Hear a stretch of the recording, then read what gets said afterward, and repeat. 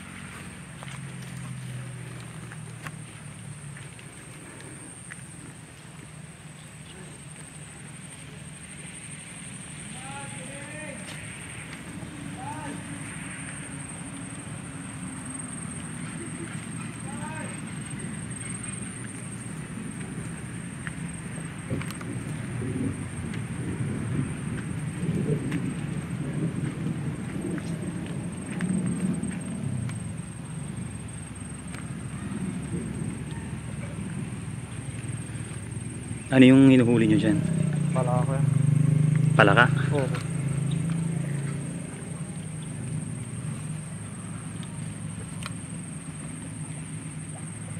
Law, ginagagat. Mas matibay sana ako.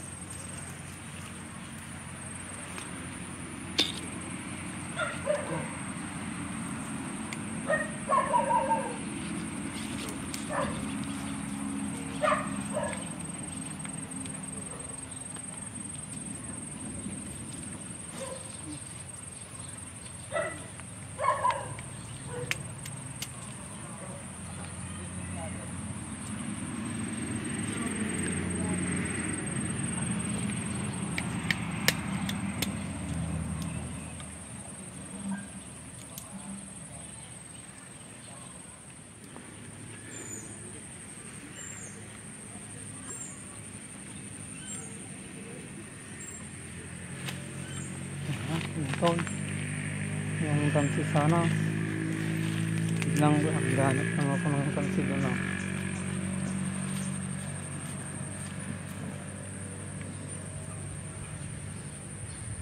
Para saan yung kinukuha yung palaka? Ang ulam namin doon, sir. Dali lang ba makahuli? Mahirap po, sir. Pag hapon na. Paano yan pag ano? Pag wala kayong nahuli? Pumupunta po kami sa kawayan ng sir. Kumukuha ng labong. Ayun yung ano nyo, pang-uulam nyo. Opo.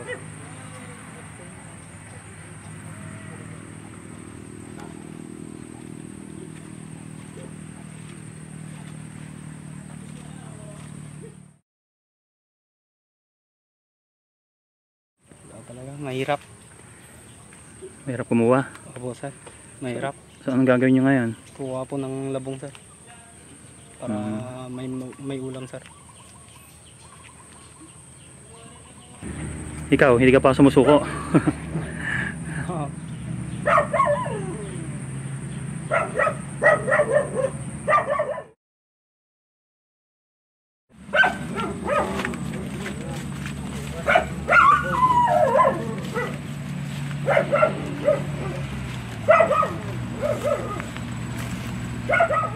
Ha? Wala po.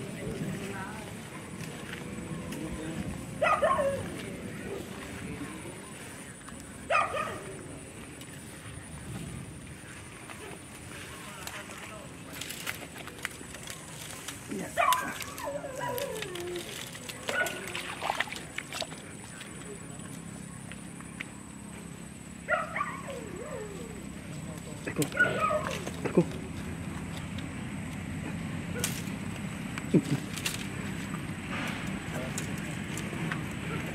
Ayan.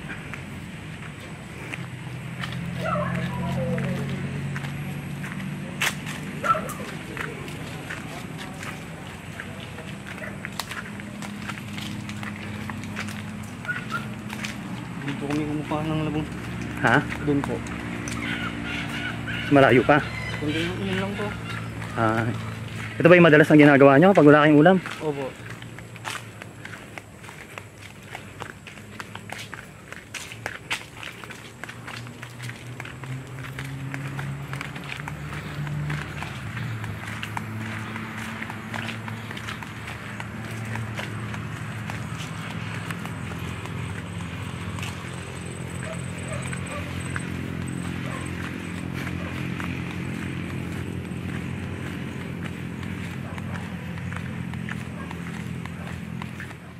Layo pala, no?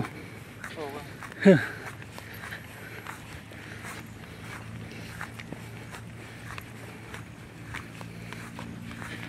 Wala bang nagmamayari ng mga kawayanan na kinukuhanan nyo ng ano? Meron siya. E paano kayo kukuha? Kahit Ha? kahit yung anong sabihin ng nangyari, kukuha lang naman. Ay hindi na kayo magpaalam. Sige na.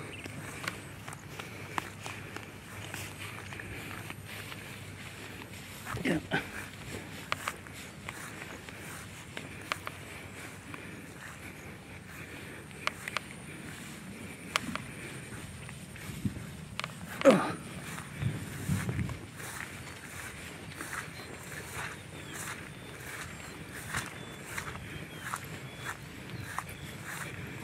Minsan pag wala kaming trabaho, nag-uuling na lang kami.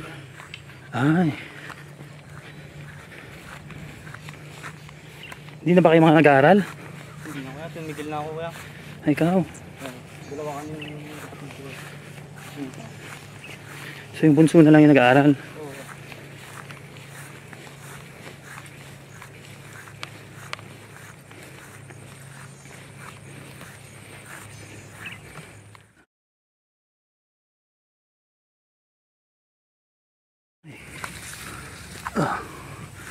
Asa na tayo?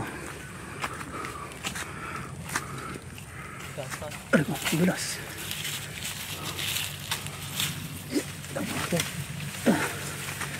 Ang dulas ng tsinelas ko. Sana. Ay.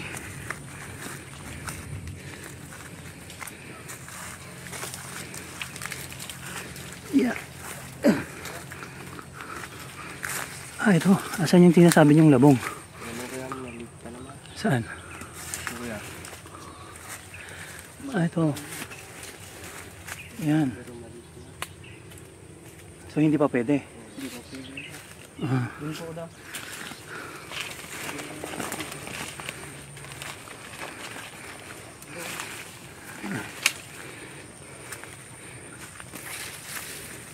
Aray ko.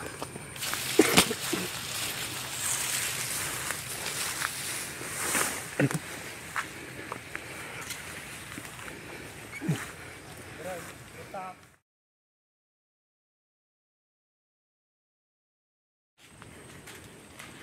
Baka magalit yung may-ari kasi doon. Kuya, Saan? may labong akong nakita doon na malalaki. Baka kasi magalit yung may-ari doon. Ah, napagalitan kayo. Oo. Isa kayo maghahanap ng ulam nyo. Doon na lang mo. May kawain pa po doon naman. Grabe lang hirap kumuha ng para pantawid gutom, ano. Kailangan mo pang hagilapin.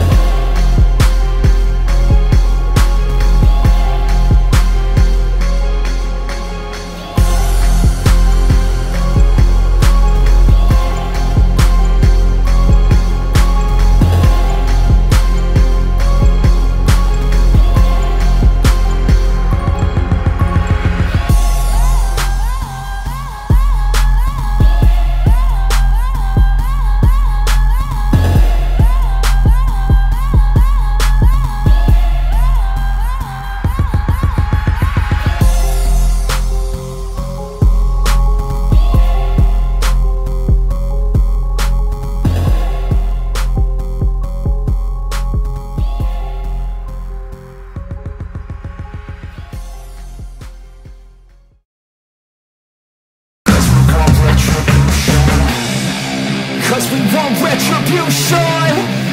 Oh yeah, we want retribution. Oh yeah, we want retribution. Oh yeah, we want retribution. Yeah, we ran out of patience. Boy, you're love with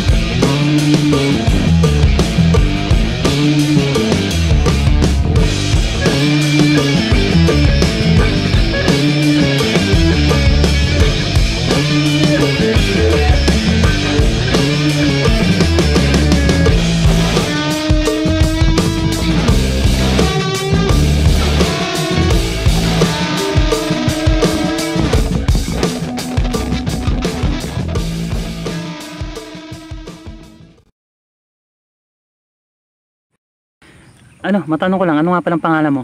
Justin po kuya. Ilang taong ka na? 20 po kuya. Ikaw? Daryl po kuya. 19. Ikaw? Jan Marvin po. 17 po. Mm. So, sino ba? Ikaw ang panganay? Opo kuya. Okay, asan nga pala yung mga magulang nyo?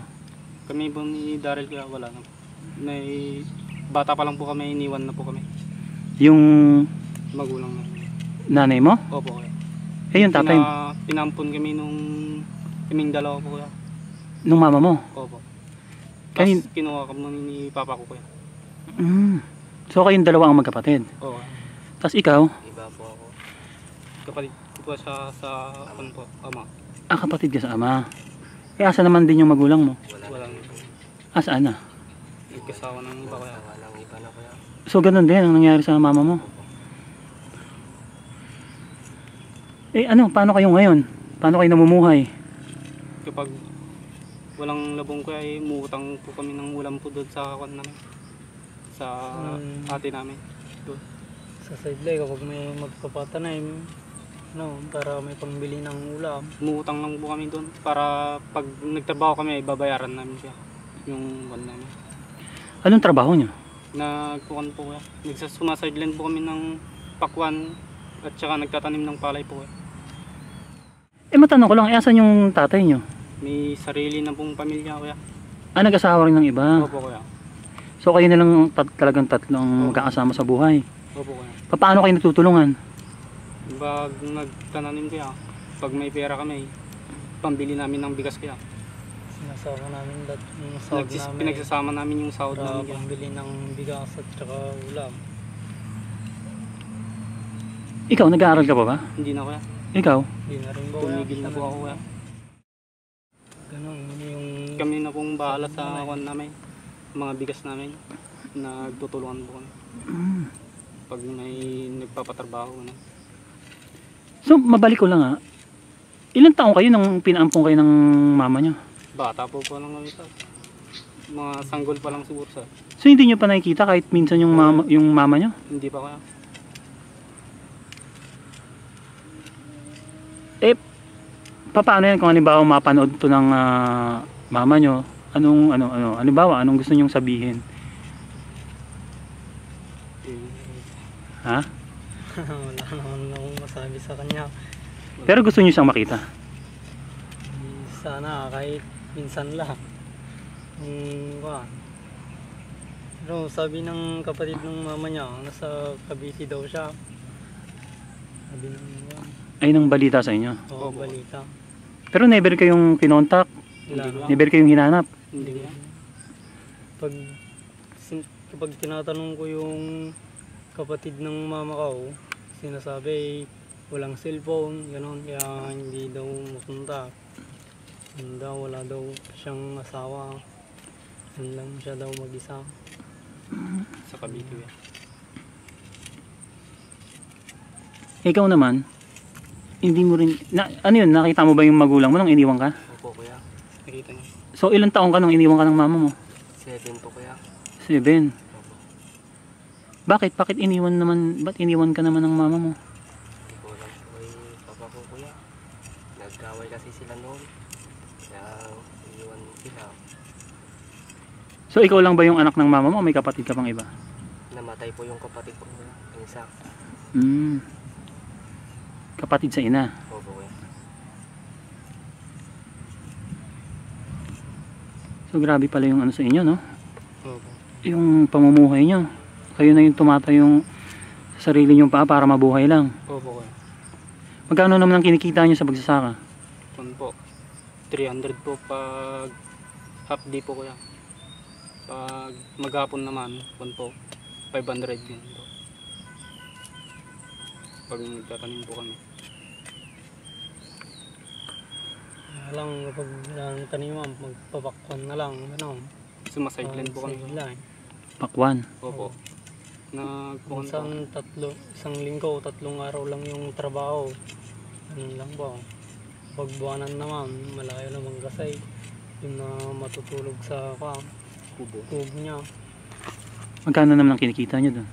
Pag buwanan 6,000 po. Kapag arawan, 300 lang po. Pero ribli na lahat. Libre na po lahat doon. Yung merienda pagkain sa kanila. Kaya 300 lang yung sahod. Pero hindi naman permanente. Opo. Parang extra nyo lang. Oo. So ngayon ba may trabaho kayo? Wala na Wala, po kuya. Pag tapos na kami ako. nagtanim kuya. E paano na kayo pag wala nang trabaho? Kay kun po. Yun po sa Pakwaran, Minsan po nagpapabali naman po siya. Oh. Ano, magpan na lang po ako. Magsa-sideline po ng uling. Uling. Uling din kami dyan. mag-uuling kami kuya. Pag wala kaming trabaho. 3 kayo. Opo. Opo kuya. Pero nakapag-aral ka ba? Nakapag-aaral po ako pero Anong grade? tumigil na po ako. Grade 12 po kuya. Grade Pero 12, ikaw? Living po kaya, tumigil na po. ako. Tumigil ka na rin. Oo.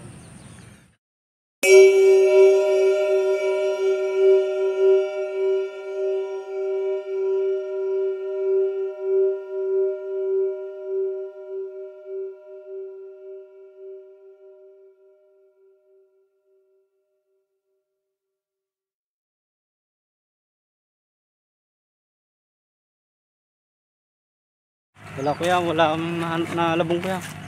Pero meron doon. Baka kasi pagalitan kami ng nangyayari doon kuya.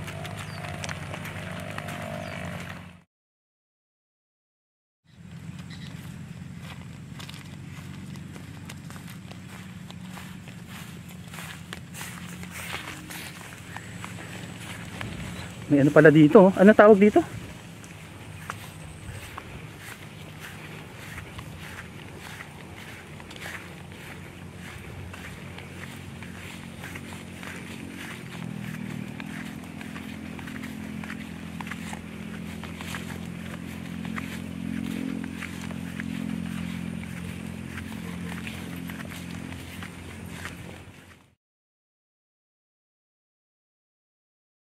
Kahit pa kung pupunta, duray-duwa lang.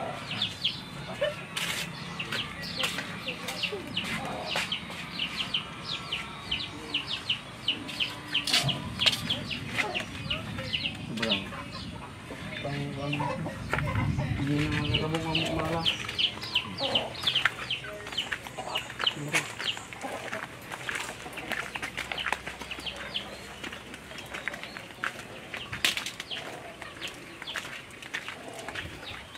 Hindi pa rin. Puspuro.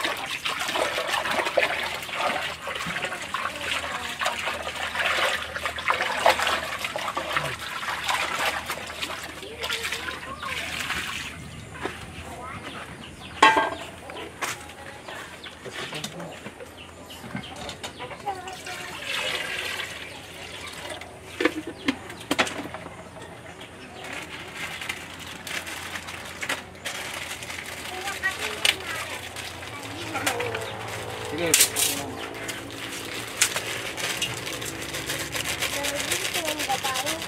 Hindi dyan dati dyan.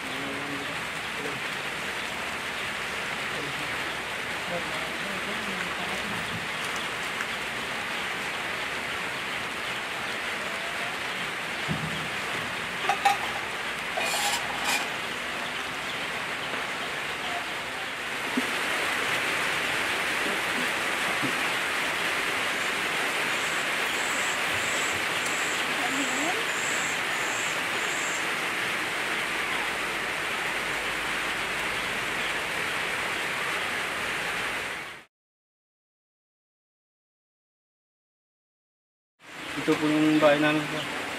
Ito, dito kayo nakatira. Opo kuya. Tapos wala pa kaming gamit kuya. Pag may kita po kami kuya, bibili kami ng gamit namin kuya. Tapos ang ilaw nyo, Ito lang po kuya. flashlight. Isa kayo natutulog dito. Dito po kuya.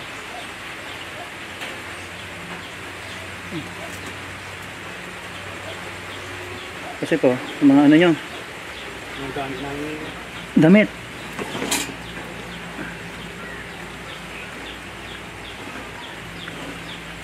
Unan. So tatlo kayo dito, nagkakasya kayo dito, tatlo. Pwede mong masilip yung loob. Sige, tamaan mo nga ako dyan. Tayo, hawakan mo tong ano, flashlight mo. Ito. Hindi pa ano, Hindi pa matapos po. ayos.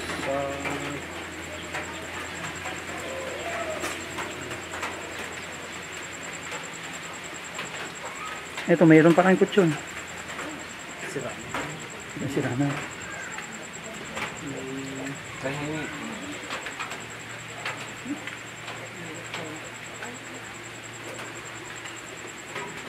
So kung halimbawa kumita kayo, papaayos nyo to.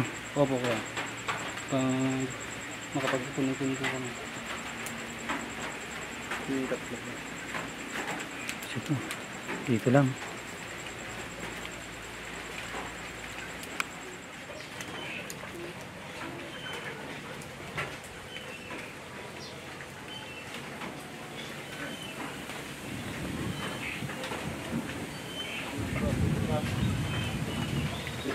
Saan kayo sumisiR dito? Nakikisir lang po kami dyan, kuya. Eh pag maliligo, Doon din po. Dyan po sa puso dyan po. Yun lang po.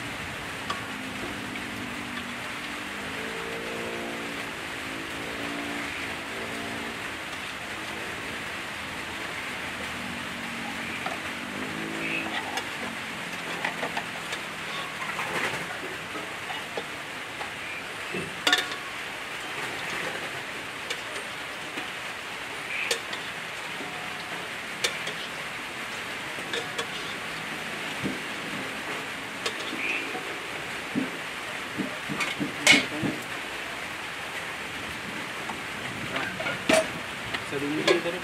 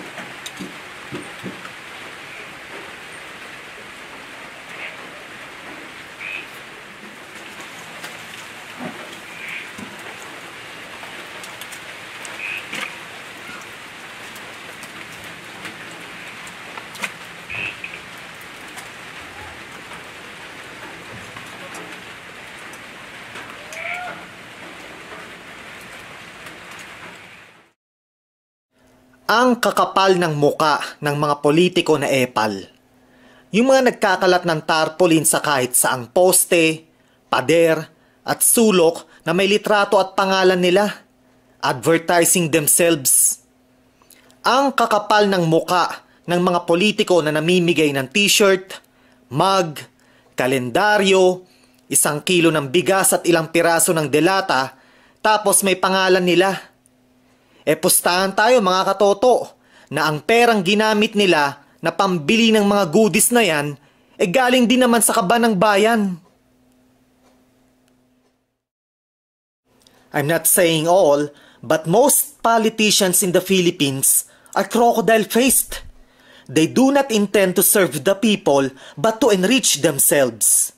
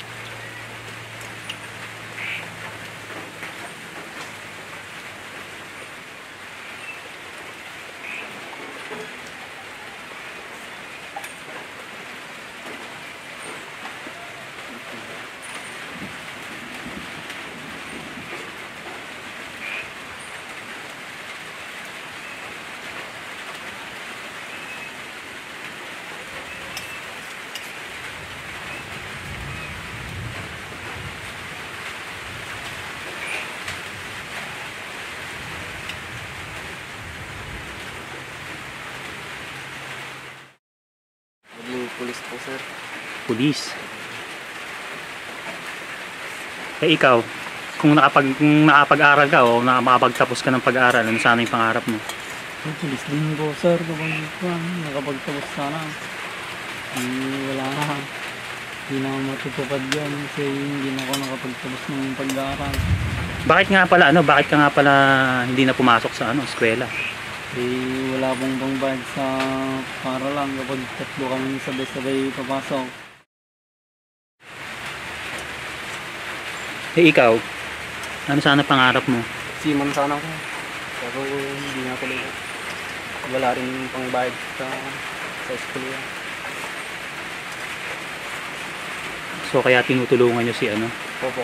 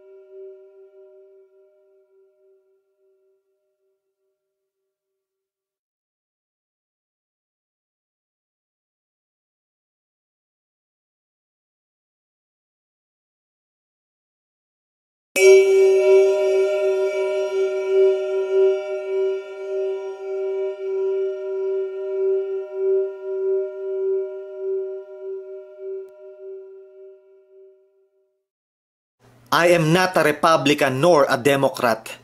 I am a registered non-partisan. FYI. I am not a Democrat, but I will vote for Kamala Harris. As a U.S. citizen and a U.S. taxpayer, it is my obligation not to vote for a convicted felon, Donald Trump, to office.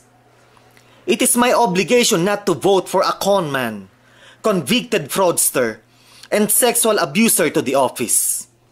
As a U.S. citizen, it is my obligation not to be an idiot moron, just like many others who follow the Trump's cult.